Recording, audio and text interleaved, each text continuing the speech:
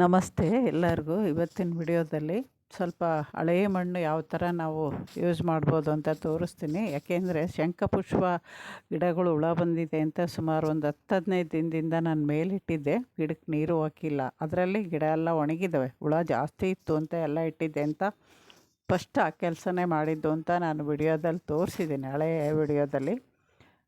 ಇವಾಗ ಅದನ್ನೆಲ್ಲ ತಂದು ಇಟ್ಟಿದ್ವಿ. ಒಂದು ವಾರ 10 ದಿನ 15 ದಿನ ಆಗಿರ್ಬೋದು. ಇವು ಇಟ್ಬಿಟ್ಟು ತೊಗೊಂಬಂದಿದ್ವಿ. ಮಣ್ಣೆಲ್ಲ ಒಣಗಿದೆ. ಅದರಲ್ಲಿರೋ ಗಿಡಗಳೆಲ್ಲ ತೆಗ್ದಿದ್ದೀವಿ. ಇವಾಗ ತುಂಬ ದಿನ ಆಯ್ತಲ್ವ, ನೀರು ಸಿಗದೆ ಅದಕ್ಕೇನು ಸಿಗದೆ ಅದರಲ್ಲಿ ಬೆಸ್ಟೆಲ್ಲ ಇರಲ್ಲ. ಆದ್ರೂ ಆ ಮಣ್ಣು ಯಾವ ಥರ ಯೂಸ್ ಮಾಡ್ಬೋದು, ಯಾವ ಥರ ಮಾಡಬೇಕು ಅಂತ ತೋರಿಸ್ತೀನಿ. ನೋಡಿ, ಕೋಕೋಪಿಟ್ಟು ಕರಗಿಸಿಟ್ಟಿದ್ವಲ್ಲ, ಇವಾಗ ಅದಕ್ಕೆ ಮಣ್ಣೆಲ್ಲ ಸುರಿಬಿಟ್ಟು ಅದರಲ್ಲಿ ಜಾಸ್ತಿ ಬೇರು ಅದು ಇದು ಏನಾರು ಬೆಸ್ಟ್ ಅಟ್ಯಾಕ್ ಆಗಿದ್ರೆ ಎಲ್ಲ ನೋಡಿ ಆಯ್ದು ತೆಗೆದು ಹಾಕಿದ್ಮೇಲೆ ಅದಕ್ಕೆ ಸಮವಾಗಿ ಕೋಕೋಪಿಟ್ ಹಾಕಬೇಕು. ಮಣ್ಣು ತುಂಬ ಗಟ್ಟಿ ಇದೆ ಅಂತ ಅನಿಸಿದ್ರೆ ಸ್ವಲ್ಪ ಕೋಕೋಪಿಟ್ ಹಾಕಲೇಬೇಕು. ಯಾಕೆಂದರೆ ಇದು 8-10 ದಿನದಿಂದ ಬಿಸಿಲೇ ಇದೆ ಅಲ್ವಾ, ತುಂಬ ಒಣಗಿರುತ್ತೆ. ಆಮೇಲೆ ಮುಖ್ಯವಾಗಿ ಇದು ಫಂಗಸೈಡು, ಸಾಫ್ಟ್ ಫಂಗಸೈಡ್ ಅಂತ ಬರುತ್ತೆ. ಅದು ಹಾಕೋದ್ರಿಂದ ನಮಗೆ ಕಣ್ಣಿಗೆ ಕಾಣದೆ ಇನ್ನೂ ಎಲ್ಲರೂ ಬೆಸ್ಟ್ ಅಟ್ಯಾಕ್ ಇದ್ದರೆ ಅದು ನಿರ್ಮೂಲನೆ ಆಗುತ್ತೆ. ಅದರಿಂದ ನಾವು ಸಾಫ್ಟ್ ಫಂಗಸೈಡು ಹಳೆ ಮಣ್ಣಿಗೆ ಸ್ವಲ್ಪ ಹಾಕಲೇಬೇಕು. ನೀವು ಕೋಕೋಪಿಟ್ಟು ಸ್ವಲ್ಪ ಜಾಸ್ತಿನೇ ಹಾಕ್ಕೊಳ್ಳಿ. ಬರೋದೆಲ್ಲ ಬೇಸಿಗೆ ಅಲ್ವಾ, ಅದರಿಂದ ನೀರು ಹಿಡಿದಿಟ್ಕೊಳ್ಳುತ್ತೆ ಬೇಸಿಗೆಯಲ್ಲಿ. ಆಮೇಲೆ ಇದು ಸುಮಾರು 15 ದಿನದಿಂದ ಮೇಲೆ ಇರೋದು, ಬಿಸಿಲಲ್ಲಿ ಇರೋದ್ರಿಂದ ಇದರಲ್ಲಿ ಬ್ಯಾಕ್ಟೀರಿಯಾಗಳೆಲ್ಲ ಒಳ್ಳೆಯದು ಕೆಟ್ಟದ್ದು ಎಲ್ಲ ಸತ್ತೋಗಿರುತ್ತೆ. ನಾವು ಅದಕ್ಕೆ ಇವಾಗ ಇದನ್ನು ಮತ್ತೆ ರೀಚಾರ್ಜ್ ಮಾಡಬೇಕು. ನೀವು ಏನಿಲ್ಲ ಅಂದ್ರೂ ಇದಕ್ಕೆ ಫಂಗಸೈಡ್ ಆದಮೇಲೆ ನೀವು ಕೇಕು ಅಂತೀವಲ್ಲ, ಬೇವಿನ ಹಿಂಡಿ, ಆಮೇಲೆ ಗೊಬ್ಬರ, ಸ್ವಲ್ಪ ಎಲ್ಲ ನಮಗೆ ಏನೇನು ಸಿಗುತ್ತೋ ನಿಮಗೆ ಅನುಕೂಲ. ಇಲ್ಲ ಪಾಟ್ ರೆಡಿ ಮಾಡಬೇಕಾದ್ರೆ ಕಿಚನ್ ವೇಸ್ಟ್ ಹಾಕಿ ಮಾಡ್ಬೋದು. ಇವಾಗ ನಾನು ಈ ಮಣ್ಣಿಂದ ಪಾಟ್ ರೆಡಿ ಮಾಡ್ತಿಲ್ಲ. ಫಸ್ಟ್ ಅದಕ್ಕೆ ಗೊಬ್ಬರ, ಕೋಕೋಪಿಟ್ಟು, ಬೇವಿನ ಹಿಂಡಿ, ಫಂಗಸೈಡು ಎಲ್ಲ ಹಾಕ್ಬಿಟ್ಟು ಒಂಚೂರು ಬೂದಿನೂ ಹಾಕ್ತೀವಿ. ಯಾಕೆ ಮಣ್ಣು ತುಂಬ ಒಣಗಿರೋದ್ರಿಂದ ಸ್ವಲ್ಪ ನೀರು ಸಿಂಪಡಿಸ್ಬೇಕು. ನೀರು ಸಿಂಪಡಿಸೋದ್ರಿಂದ ನಾವಿವಾಗ ಹಾಕಿರೋ ಗೊಬ್ಬರ ಅದೆಲ್ಲ ಸ್ವಲ್ಪ ಮಣ್ಣಲ್ಲಿ ಕಲ್ತ್ಕೊಂಡು ಮಣ್ಣು ರೀಚಾರ್ಜ್ ಆಗುತ್ತೆ. ಆವಾಗ ನೆಕ್ಸ್ಟು ನಾವು ಇವಾಗ ಒಂದು ವಾರ ಅಥವಾ ಏನಿಲ್ಲ ಅಂದರೂ ಒಂದು ವಾರ ಅಥವಾ 3 ದಿನ ಬಿಟ್ಬಿಟ್ಟು ನಾವು ಈ ಮಣ್ಣು ಮತ್ತೆ ಉಪಯೋಗಿಸ್ಬೋದು. ಇದೆಲ್ಲ ಕಲಿಸ್ಬಿಟ್ಟು ಒಂದು ಬಕೆಟಲ್ಲೋ ನಿಮಗೆ ಯಾವುದ್ರೆಲ್ಲ ಅನುಕೂಲ ಆಗುತ್ತೋ ಅದರಲ್ಲಿಟ್ಟು ಮೇಲೆ ಮಣ್ಣು ಒಣಗ್ದಂಗೆ ಮತ್ತೆ ಒಣಗಬಾರ್ದು. ಯಾಕೆಂದರೆ ಇವಾಗ ನೀರು ಹಾಕಿದ್ವಲ್ಲ ಆ ಮಣ್ಣು ಒಣಗಬಾರ್ದು. ಆ ತೇವಾಂಶ ಇರೋದ್ರಿಂದ ಅದರಲ್ಲಿ ಬ್ಯಾಕ್ಟೀರಿಯಾಗಳು ಮತ್ತೆ ಉತ್ಪತ್ತಿ ಆಗುತ್ತೆ. ಎರೆಹುಳ ಗೊಬ್ಬರ ಹಾಕ್ಕೊಂಡ್ರೆ ಇನ್ನೂ ಒಳ್ಳೆಯದು. ಅದರಲ್ಲಿ ಎರೆಹುಳ ಗೊಬ್ಬರದಲ್ಲಿ ಮೊಟ್ಟೆ ಇರುತ್ತೆ, ಮತ್ತು ಎರೆಹುಳು ಬರೋಕ್ಕೆ ಚಾನ್ಸ್ ಸಿಗುತ್ತೆ.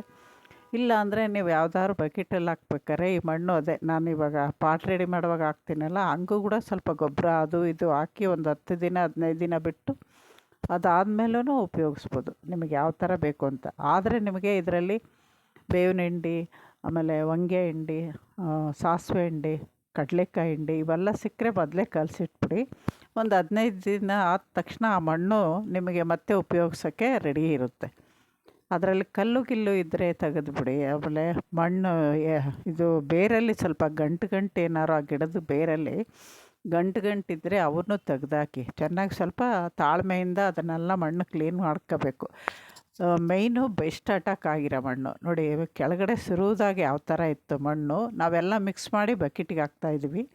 ಇವಾಗ ಯಾವ ಥರ ಇದೆ ಅಂತ ನಿಮಗೆ ಗೊತ್ತಾಗುತ್ತೆ. ಮಣ್ಣಿನ ಕಲರೇ ಚೇಂಜ್ ಆಗೋಯ್ತು ಎಲ್ಲ ರೆಡಿ ಮಾಡೋದ್ರಿಂದ. ನಾನು ಇದರಲ್ಲಿ ಗೊಬ್ಬರ ಹಾಕೋದು ಮಿಸ್ ಆಗಿದ್ದಾಗ ಎರೆಹುಳು ಗೊಬ್ಬರ ಹಾಕಿದ್ದೀನಿ, ಇದರಲ್ಲಿ ವರ್ಮಿ ಕಾಂಪೋಸ್ಟ್ ಹಾಕಿದ್ದೀನಿ. ಹಾಕಿ ಕಲಸಿ ಇಡ್ತಾಯಿದ್ವಿ. ಇವಾಗ ನಾವು ನೀರನ್ನು ಸ್ವಲ್ಪ ಸಿಂಪಡಿಸಿ ತ್ಯಾವಾನ್ನಂಗೆ ಮಾಡಿ ಎಲ್ಲ ಸುಮಾರು 7 ಪಾಟ್ ಇತ್ತು ಶಂಖಪುಷ್ಪದ್ದು. ಅವನ್ನೆಲ್ಲ ರೆಡಿ ಆದಮೇಲೆ ಇದು ಲಕ್ಷ್ಮಣ ಫಲ ನಾನು ಹೇಳಿದ್ದೆ, ಮೇಲಿಂದ ಒಣಗೋಗಿದೆ ಗಿಡ, ಕೆಳಗಡೆಯಿಂದ ಚಿಗುರಿದೆ. ಇದನ್ನು ರೀಪಾಟ್ ಮಾಡ್ತಾಯಿದ್ವಿ.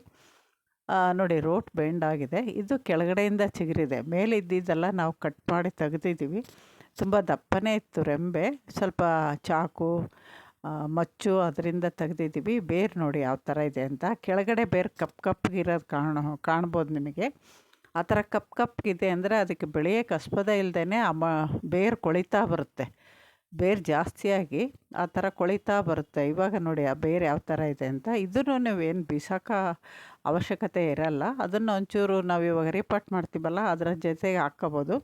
ಇವಾಗ ನಾವು ಆದಷ್ಟು ಅದನ್ನು ತೆಗ್ದಿದ್ದೀವಿ. ಇದರಲ್ಲಿ ಬೂದಿ ಫಂಗಸೈಡು ನಾವು ವರ್ಮಿ ಕಂಪೋಸ್ಟು ಎಲ್ಲ ಹಾಕ್ಬಿಟ್ಟು ಅದಾದಮೇಲೂ ಲೇಯರ್ ಹಾಕ್ತೀವಿ ನೋಡಿ. ಆ ಬೇರು ಕಟ್ ಮಾಡಿರೋದು ನಾನು ಹೋಲ್ಗೆ ಒಂದು ಪಾಟ್ ಪೀಸ್ ಇಟ್ಬಿಟ್ಟು ಅದಾದಮೇಲೆ ಬೇರು ಇಟ್ಬಿಟ್ಟು ಮಣ್ಣು ಹಾಕ್ತಾಯಿದ್ವಿ. ಈ ಥರ ಹಾಕ್ಬಿಟ್ಟು ನಾವು ಲೇಯರ್ ಹಾಕ್ತೀವಲ್ಲ ಯಾವಾಗಲೂ ಆ ಥರ ಹಾಕಿದ್ದೀವಿ.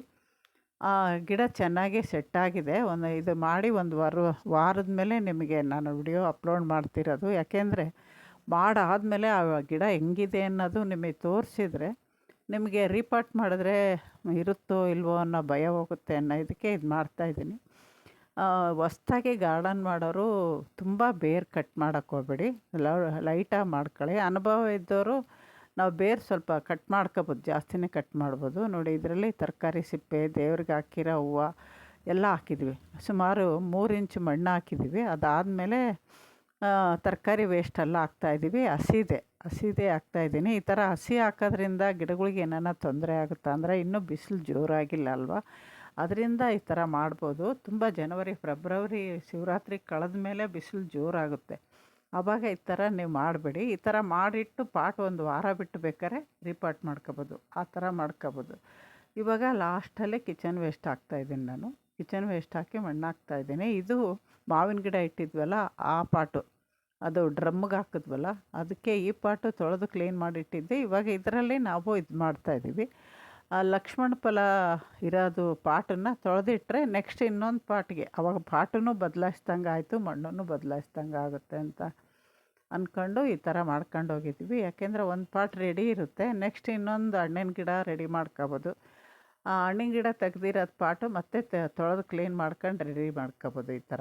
ಇವಾಗ ನೋಡು, ಮಾಮೂಲಿ ನಾನು ಯಾವಾಗಲೂ ಹೇಳ್ತೀನಲ್ಲ, ಎಲ್ಲ ಹಾಕ್ಬಿಟ್ಮೇಲೆ ಚೆನ್ನಾಗಿ ಪ್ರೆಸ್ ಮಾಡಬೇಕು, ಇಲ್ಲ ಅಂದರೆ ಕೊಳೆತ್ಬಿಟ್ಟು ತುಂಬ ಕೆಳಗಡೆ ಹೋಗುತ್ತೆ ಗಿಡ. ಅದರಿಂದ ನಾವು ಇವಾಗ ಕಿಚನ್ ವೇಸ್ಟ್ ಹಾಕಿ, ಗಾರ್ಡನ್ ವೇಸ್ಟ್ ಹಾಕಿ, ಗಾರ್ಡನ್ ವೇಸ್ಟ್ ಇಲ್ಲ, ಬರೀ ಕಿಚನ್ ವೇಸ್ಟೇ ಜಾಸ್ತಿ. ಹಸಿದು ಮೇಲ್ಗಡೆ ಇನ್ನೂ ವೇಸ್ಟು ಹಾಕ್ಬಿಟ್ಟು ಇವಾಗ ಗಿಡ ಇಟ್ಟಿದ್ದೀನಿ. ಯಾಕೆಂದರೆ ಇದನ್ನು ಪೂರ್ತಿ ತೋರಿಸಿಲ್ಲ, ಮೊನ್ನೆ ಮಾವಿನ ಗಿಡದ್ದೆಲ್ಲ ತೋರಿಸಿದ್ದೀನಲ್ವ, ಅದರಿಂದ ತೋರಿಸಿದ್ರು ಬೋರ್ ಆಗುತ್ತೆ. ಇಲ್ಲ ನೀವು ಪ್ರತಿಯೊಂದು ಗಿಡನೂ ನಮಗೆ ರಿಪೋರ್ಟ್ ಮಾಡೋವಾಗ ಪೂರ್ತಿ ತೋರಿಸಿ ಅಂತಂದರೆ ನಾನು ವಿಡಿಯೋ ಮಾಡ್ತೀನಿ. ಯಾಕೆಂದರೆ ಇನ್ನೂ ಎಷ್ಟೋ ಹಣ್ಣಿನ ಗಿಡಗಳು ನಾನು ರಿಪೋರ್ಟ್ ಮಾಡ್ಕೋಬೇಕು. ಅದರಿಂದ ಒಂದೊಂದು ಸರಿ ಕಿಚನ್ ವೇಸ್ಟ್ ಇರಲ್ಲ, ಆವಾಗ ನಾನು ಗಾರ್ಡನ್ ವೇಸ್ಟ್ ಹಾಕೇ ಮಾಡ್ತೀನಿ. ಈ ಥರ ಬದಲಾಯಿಸಿ ಮಾಡ್ಬೋದು. ಆವಾಗ ನಾವು ಈ ಹಣ್ಣಿನ ಗಿಡಗಳಿಗೆ ಇನ್ನೂ ಒಂದೂವರೆ ವರ್ಷ ಅದಕ್ಕೆ ಗೊಬ್ಬರ ಕೊಟ್ಟಂಗಿರುತ್ತೆ, ಅದಕ್ಕೆ ಬೇರೆ ಎಳ್ಕೊಳ್ಳೋಕ್ಕೂ ಜಾಗ ಮಾಡ್ದಂಗೆ ಇರುತ್ತೆ. ಆವಾಗ ಗಿಡಗಳು ಸ್ವಲ್ಪ ನಮ್ಮ ಪಾಟಲ್ಲಿ ಹಣ್ಣು ಕಾಯಿ ಹೂವು ಬಿಡೋಕ್ಕೆ ಆಸ್ಪದಾಗುತ್ತೆ. ಅದೇ ಪಾಟಲ್ಲಿ ಅಷ್ಟರಲ್ಲೇ ಬೆಳೆ ಅಂದರೆ ನಮಗೆ ಗಿಡ ಇರ್ತವೆ ಅಷ್ಟೇ, ಅದರಲ್ಲಿ ಬರೋ ಹಣ್ಣು ಹೂವು ಯಾವುದೂ ಬರೋಲ್ಲ. ಅದರಿಂದ ಪಾಟಲ್ಲಿ ಬೆಳೆಸೋರು ಇದೊಂದು ಕೆಲಸ ಮಾಡಲೇಬೇಕು. ನೋಡಿ, ಇದು ನಾನು 3 ದಿನ ಆದಮೇಲೆ ನಿಮಗೆ ವಿಡಿಯೋ ಅಪ್ಲೋಡ್ ಮಾಡ್ತಿರೋದು. ಈ ಗಿಡ ರೆಡಿ ಆದಮೇಲೆ 3 ದಿನಕ್ಕೆ ಮಾಡಿದ್ದೀನಿ. ಚೆನ್ನಾಗಿ ಸೆಟ್ಟಾಗಿದೆ, ಒಂದು ಎಲೆನೂ ಬಾಡಿಲ್ಲ. ಅಷ್ಟು ದಪ್ಪ ಕಡ್ಡಿ ಕಟ್ ಮಾಡಿದ್ರೂ ಚೆನ್ನಾಗಾಗಿದೆ. ನೀರು ಹಾಕಿದ್ದೀವಿ, ಅದೇ ಫಸ್ಟ್ ಹೇಳ್ದಂಗೆ ನೀರೆಲ್ಲ ಚೆನ್ನಾಗಿ ಹಾಕಬೇಕು. ಆಮೇಲೆ ಇವು ಶಂಖಪುಷ್ಪ ಪಾಟುಗಳೆಲ್ಲ ತೊಳೆದಿಟ್ಟಿದ್ದೀನಿ ನೋಡಿ. ಪ್ರತಿಯೊಂದು ಪಾಟು ನಾನು ಖಾಲಿ ಮಾಡಿದಾಗ ಈ ಥರ ವಿಮ್ ಲಿಕ್ವಿಡ್ ಹಾಕಿ ತೊಳೆದ್ಬಿಟ್ಟು ಎತ್ತಿಡ್ತೀನಿ, ಮತ್ತೆ ಬಳಸ್ತೀನಿ. ಆಮೇಲೆ ಮಾವಿನ ಗಿಡನೂ ಇನ್ನು 2ನೇದು ರಿಪೋರ್ಟ್ ಮಾಡಿದ್ನಲ್ಲ, ಅದು ಕೂಡ ಚೆನ್ನಾಗಿ ಸೆಟ್ಟಾಗಿದೆ. 3 ಗಿಡ ಹಣ್ಣಿನ ಪಾಟು 3 ಗಿಡ ಹಣ್ಣಿಂದು ರಿಪೋರ್ಟ್ ಮಾಡ್ದಂಗೆ ಆಯಿತು ನಿಧಾನವಾಗಿ. ಆಮೇಲೆ ಅವನ ತಂಗಿ ಮಗ, ಈ ಮೊಮ್ಮಗ ಇನ್ನೊಬ್ಬ ದೊಡ್ಡವನು ಬಂದಿದ್ದರು. ಅವನು ದಾಳಿಂಬೆ ಹಣ್ಣು ಅವನು ಹಾರ್ವೆಸ್ಟ್ ಮಾಡ್ತಾಯಿದ್ದಾನೆ. ಅವನಿಗೆ ಹಣ್ಣು ಹಾರ್ವೆಸ್ಟ್ ಮಾಡೋದು ಖುಷಿ ಅಂದಿದ್ದಕ್ಕೆ ಅದನ್ನು ಬಟ್ಟೆ ಕಟ್ಟಿ ಅದೇ ಥರ ಬಿಟ್ಟಿದ್ದೆ ಅವನು ಬರೋವರೆಗೂ. ಆ ಕಡೆ ಎಲ್ಲ ಸಂಕ್ರಾಂತಿಗೆ ರಜೆ ಕೊಡ್ತಾರಲ್ಲ, ಅದರಿಂದ ಸಂಕ್ರಾಂತಿ ಹಬ್ಬಕ್ಕೆ ಬಂದಿರೋದು. ಇವಳು ನಮ್ಮ ತಂಗಿ, 4ನೇ ತಂಗಿ. ಇವಳು ಮಕ್ಕಳ ಮೊದಲು ಒಂದು ಚಿಕ್ಕ ಮಗು ಹಾರ್ವೆಸ್ಟ್ ಮಾಡೋದು ತೋರಿಸಿದ್ನಲ್ಲ, ಅವನು ಚಿಕ್ಕವನು, ಇವನು ದೊಡ್ಡವನು. ನಮಸ್ತೆ, ಇನ್ನೊಂದು ಹಿಡಿದು ಸಿಗ್ತೀನಿ.